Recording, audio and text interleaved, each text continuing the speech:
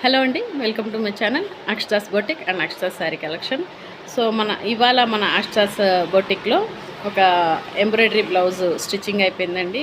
ఇది ఆల్రెడీ నేను without stitching పెట్టాను. సో విత్ స్టిచ్చింగ్ కూడా పెడతానని చెప్పాను వీడియో కదా.